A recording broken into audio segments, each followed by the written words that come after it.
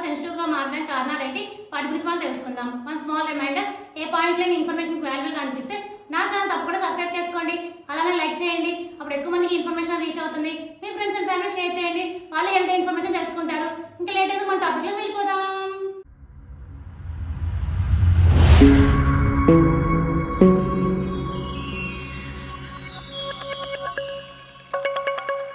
కొందరిలో ఏమైనా వేడి వస్తువులు తిన్నప్పుడు, కూల్ డ్రింక్స్ తాగినా, ఐస్ క్రీమ్ లాంటివి తిన్నప్పుడు దంతాలు జివ్వుమంటూ ఉంటాయి.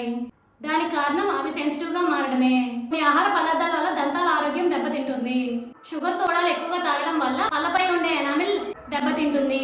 ఇది కూడా పళ్ళు సెన్సిటివిటీకి ఒక కారణంగా చెప్పుకోవచ్చు. చాక్లెట్లు ఎక్కువగా తింటే అందులో ఉండే షుగర్ పళ్ళు పుచ్చిపోతాయి. దీని వల్ల కూడా పళ్ళు సెన్సిటివ్ గా మారడానికి ఒక కారణమే. సిట్రస్ పళ్ళు ఎక్కువగా తినడం వల్ల కూడా పళ్ళపై ఉండే ఎనామిల్ తొలగిపోయి పళ్ళు సెన్సిటివ్ గా మారడానికి కారణం అవుతుంది.